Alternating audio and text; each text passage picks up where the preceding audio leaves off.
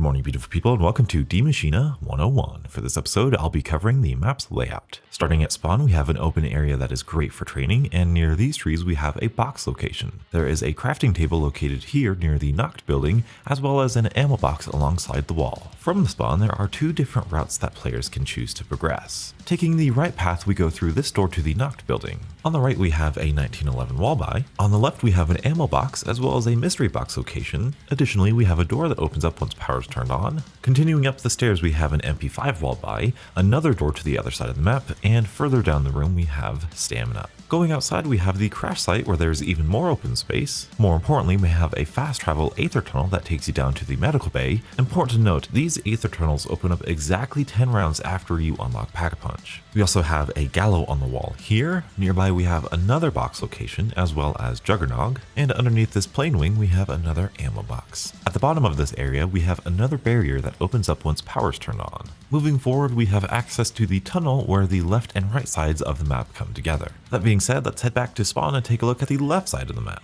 Heading through this door, we have the original Nacht spawn room. This room contains the Howler on the wall, as well as an ammo box. At the end of the room, we have a door that opens up once power is turned on, as well as the fast travel aether tunnel that connects to the particle accelerator. Moving to the second floor, we have another door that opens up once the power is turned on. Additionally, we have the Die Maschine on the wall and a drop down to the first floor. We can continue to the rooftop where there is a barrier that allows you to drop down into the crash site, as well as the location of the Wonderfizz machine that spawns in 10 rounds after you unlock Pack-a-Punch. Moving into the pond area, we see where this area connects with the crash site. Additionally, there is another box location. Next to that, there is an M16 wall buy, and even further in, we have Quick Revive. The last fast travel aether tunnel is found here and connects to the weapons lab. Continuing on, there is another ammo box in this corner and the other entrance to the tunnel that we came into on the other side of the map. Going inside the tunnel, we have another crafting table, and opposite of that, there is a wall buy for the XM4. Moving into the facility, we have the control room.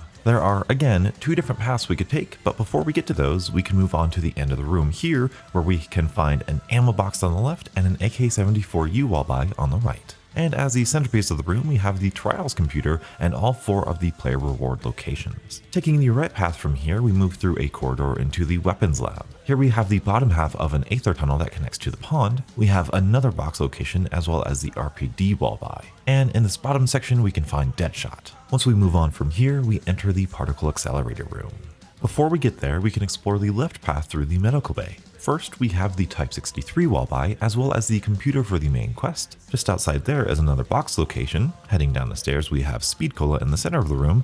And finally, there is another aether tunnel that connects to the crash site. Finally, we enter the particle accelerator room, which is just one big circle. Immediately to our left, we have the arsenal station. Moving down the staircase, we have the last aether tunnel that connects to the Nacht building. Moving to the center of the room, we have the buildable table for part of the main quest. To the left of that, we have the Craig 6 wall buy, and even further left, there is another ammo box. And on the right, we have a box location. Moving up the center staircase, we have the Pack-a-Punch location. At the top of the room, you can clearly see how 2 catwalks connect the upper level of this room. It's also important to note that you can mantle over most things, not only in this room, but in Cold War Zombies entirely. Continuing forward, we enter the power room where we have the new elemental pop and the L3 Tundra wall buy, and most importantly, the power button. And finally, moving up the staircase, we have circled all the way around back into the spawn room. Hopefully this guide was useful. If it was, let me know by leaving a like on the video and subscribing for more Die Maschine 101. And as always, stay beautiful.